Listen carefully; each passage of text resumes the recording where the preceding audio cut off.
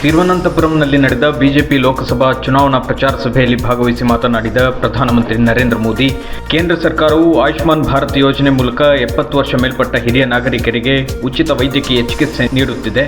ದೇಶದಲ್ಲಿ ಒಟ್ಟು 10 ಕೋಟಿ ಮಹಿಳೆಯರು ಸ್ವಸಹಾಯ ಸಂಘಗಳ ಮೂಲಕ ತಮ್ಮನ್ನು ತಾವು ತೊಡಗಿಸಿಕೊಂಡಿದ್ದು ಸ್ವಾವಲಂಬಿಗಳಾಗಿದ್ದಾರೆ ಎಂದರು. ತಿರುವನಂತಪುರಂನಲ್ಲಿ ಬಿಜೆಪಿ ಅಭ್ಯರ್ಥಿಯಾಗಿ ರಾಜು ಚಂದ್ರಶೇಖರ್ ಸ್ಪರ್ಧೆಯಲ್ಲಿದ್ದು 3 ಬಾರಿ ಸಂಸದರಾಗಿರುವ ಕಾಂಗ್ರೆಸ್ ಅಭ್ಯರ್ಥಿ ಶಶಿ ತರೂರ್ ಅವರಿಗೆ ಪ್ರಬಲ ಪೈಪೋಟಿ ನೀಡುವ ಸಾಧ್ಯತೆ ಇದೆ ಎಂದು ಹೇಳಲಾಗಿದೆ. ಹಿಮಾಚಲ ಪ್ರದೇಶದ ಮಂಡಿ ಲೋಕಸಭಾ ಕ್ಷೇತ್ರದ ಬಿಜೆಪಿ ಅಭ್ಯರ್ಥಿ ಕಂಗನಾ ರನೌತ್ ಟಿಬೆಟಿನ್ ಧರ್ಮಗುರು ದಲೈ ಲಾಮಾ ಅವರನ್ನು ಧರ್ಮಶಾಲಾದಲ್ಲಿ ಭೇಟಿಯಾಗಿ ಆಶೀರ್ವಾದ ಪಡೆದರು. ಈ ಬಗ್ಗೆ ಮಾತನಾಡಿದ ಕಂಗನಾ, ಗುರುಗಳ ಭೇಟಿಯು ಧನಾತ್ಮಕವಾಗಿತ್ತು ಮಾತ್ರವಲ್ಲ, ಹೊಸ ಅನುಭೂತಿ ನೀಡಿದೆ ಎಂದು ಹೇಳಿದ್ದಾರೆ.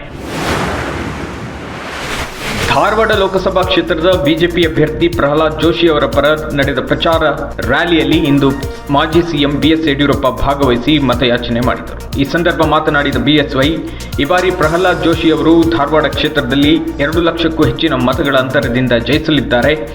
ಜೋಶಿ ಅವರ ಜನಪರ ಕಾರ್ಯಗಳು ಮತ್ತು ಪ್ರಧಾನಿ ಮೋದಿ ಅವರ ಸಮರ್ಥ ನಾಯಕತ್ವ ಈ ಬಾರಿ ಬಿಜೆಪಿಗೆ ದೊಡ್ಡ ಜಯ ತಂದುಕೊಡಲಿದೆ ಎಂದು ಹೇಳಿದ್ದಾರೆ.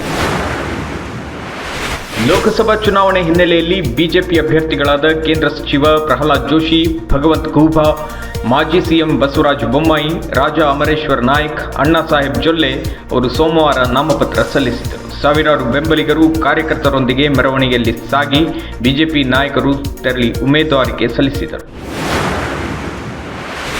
ಮುಂಬೈ ವಿರುದ್ಧದ ಪಂದ್ಯದಲ್ಲಿ ಕಣಕ್ಕೆ ಇಳಿಯುವುದರೊಂದಿಗೆ ಟಿ20 ಕ್ರಿಕೆಟ್ ಇತಿಹಾಸದಲ್ಲಿ ಒಂದು ತಂಡದ ಪರ 250 ಪಂದ್ಯಗಳನ್ನು ಆಡಿದ 2ನೇ ಆಟಗಾರ ಎಂಬ ಹೆಗ್ಗಳಿಕೆಗೆ ಮಹೇಂದ್ರ ಸಿಂಗ್ ಧೋನಿ ಪಾತ್ರರಾಗಿದ್ದಾರೆ. ಭಾರತೀಯ ಕ್ರಿಕೆಟ್ ಇತಿಹಾಸದ ಸಾರ್ವಕಾಲಿಕ ಶ್ರೇಷ್ಠ ಆಟಗಾರರಲ್ಲಿ ಒಬ್ಬರಾದ ಧೋನಿ ಏಪ್ರಿಲ್ 14ರಂದು ವಾಂಖೆಡೆ ಕ್ರೀಡಾಂಗಣದಲ್ಲಿ ಮುಂಬೈ ಇಂಡಿಯನ್ಸ್ ವಿರುದ್ಧ ಆಡಿ ಸಿಎಸ್ಕೆ ಪರ ತಮ್ಮ 250ನೇ ಪಂದ್ಯವನ್ನು ಆಡಿದರು.